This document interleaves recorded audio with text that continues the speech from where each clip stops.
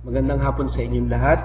Katapos na tayo sa Module 1 sa Araling Panlipunan 10. Ngayon naman ay ang Module 2 ay tungkol sa gender discrimination.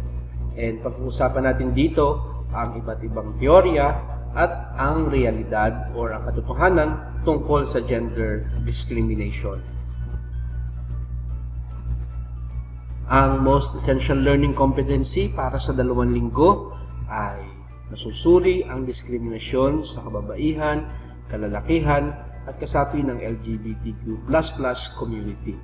So, bago natin masuri ang diskriminasyon sa kababaihan, kalalakihan, at LGBT, kinakailangan muna nating matutunan ang iba't ibang mga kasanayan at ang iba't ibang mga kaalaman na makakapagbigay sa inyo ng kakayahan na makapagsuri ng diskriminasyon. So, ito ang mga enabling competencies para sa Module 2. Number 1, na ibibigay ang kahulugan ng gender-based discrimination. Number 2, na ipapaliwanag ang iba't ibang teorya na may kinalaman sa gender discrimination. Natutukoy ang iba't ibang anyo ng gender-based discrimination. So, itong tatlong enabling competencies na ito ang makakapagbigay sa inyo ng kakayahan upang masuri ang diskriminasyon sa kababaihan, kalalakihan, at membro o kasapi ng LGBTQ++ community. So, simulan natin ang pag-aaral na ito sa pagbibigay ng ilang mga halimbawa, ilang katotohanan, pag sinabi natin ang usapin ay tungkol sa gender-based discrimination. So, about automobile accidents, sabi, women are 47% more likely to suffer severe injuries in car crashes because safety features are designed for men. So, mas posible daw na mas maraming babae, kababaihan, ang madisgrasya, ang makaranas ng mas malalang mga sugat or epekto sa car crashes because safety features are designed for men. Also, meron tayong tinatawag na child brides. At sabi dito, globally, 12 million girls each year get married before the age of 18.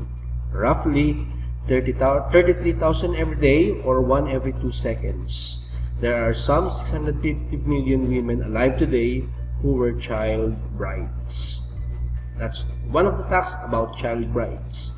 Also, when it comes to business, although highly capable, female or women CEOs, COOs are outnumbered by men. So you can see here the graph.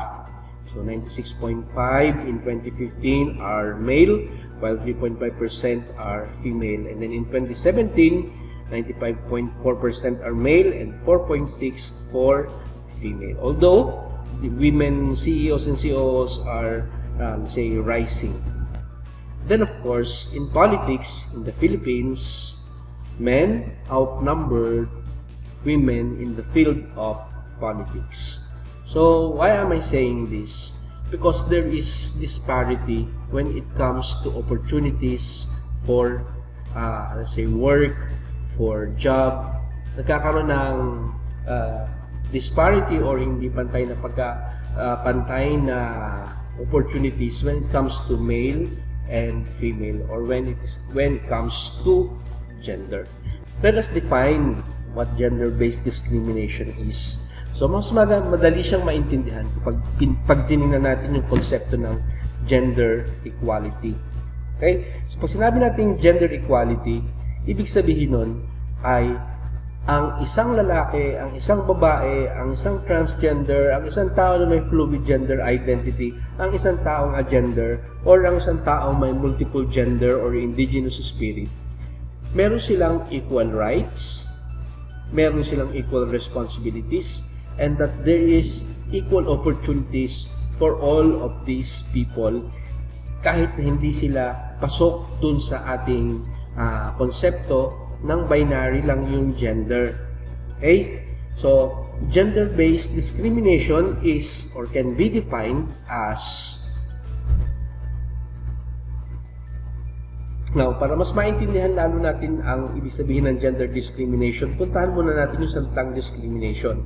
So the word discrimination occurs when there is distinction or pagtatangi, exclusion, restriction, and preference based on nationality, skin color, sex, gender, religion, political opinion, which destroys equal opportunity.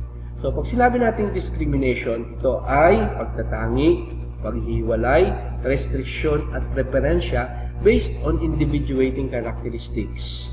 Okay? So, there are different forms of discrimination. So, pag nationality yan, skin color, we can have racism, others. Now, if we talk of if the basis of differentiation, if the basis for distinction, if the basis for exclusion and preference is sex and gender, then we have gender discrimination or gender-based discrimination. Again, gender-based discrimination occurs when the basis of discrimination, which can be distinction, exclusion, restriction, and preference, is basically based on one's gender. Okay? So here is an example. Although the movie is basically about racism, we can deduce some important aspects or important characteristics of discrimination. So pagtatangi or distinction, so sa kwento na to, when I watched it, so distinction, only men are allowed to take engineering courses. Okay. Black women, so may racism dito because of being black, skin color, but of course there is also this fact that women are unheard of taking engineering courses. Okay? So pinagbabawalan. Meron din dito na paghihiwalay or exclusion. At ang example dito is women are unheard of taking engineering courses. So bawal sila doon. You are excluded from this program. Okay? Pwede rin naman na ito ay restriction or restriction. Women cannot become soldiers. Women cannot become engineers. Women cannot become cannot occupy top positions in NASA and other businesses.